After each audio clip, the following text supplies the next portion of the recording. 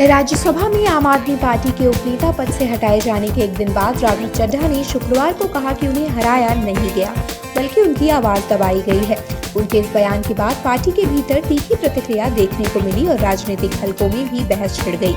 Social media platform x पर चड्ढा ने लिखा कि जब भी उन्हें संसद में बोलने का मौका मिलता है, वे जनता से जुड़े मुद्दे उठाते हैं। उन्होंने सवाल किया कि क्या जनता के मुद्दे उठाना कोई अपराध है। उन्होंने ये भी कहा कि संसद में उनकी चुप्पी को हार समझना गलत होगा। साथ ही उन्होंने आरोप लगाया कि पार्टी ने राज्यसभा सचिवालय को पत्र लिखकर उन्हें बोलने से रोकने की कोशिश की।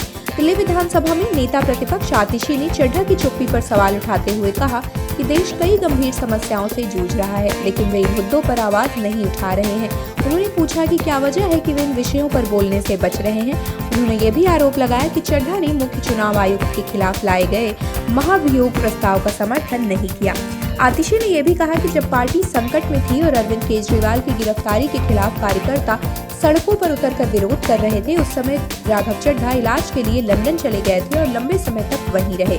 पंजाब के मुख्यमंत्री भगवंत मान ने भी इस मुद्दे पर प्रतिक्रिया देते हुए कहा कि राघव चड्ढा ने पार्टी की लाइन का पालन नहीं किया। उन्होंने कहा कि पश्चिम बंगाल में मतदाता सूची से जुड़े विवाद या विपक्ष के वॉकआउट जैसे मुद्दों पर चुप रहना पार्टी अनुशासन का उल्लंघन है। उन्होंने स्पष्ट किया कि ऐसे मामलों में कार्रवाई करना पार्टी की सामान्य प्रक्रिया का हिस्सा है। वहीं भारतीय जनता पार्टी यानी बीजेपी ने इस विवाद को लेकर आम आदमी पार्टी पर निशाना साधा। दिल्ली बीजेपी अध्यक्ष वीरेंद्र सचदेवा ने कहा कि पार्टी के भीतर संवाद और लोकतंत्र खत्म हो चुका है। उन्होंने कहा कि जब एक वरिष्ठ सांसद को अपनी बात रखने के लिए सोशल मीडिया का सहारा लेना पड़ा तो यह स्थिति चिंताजनक है। आपको बता दें कि आम आदमी पार्टी ने गुरुवार को राघव चड्ढा की जगह अशोक कुमार मित्तल को राज्यसभा में उपनेता नियुक्त किया था।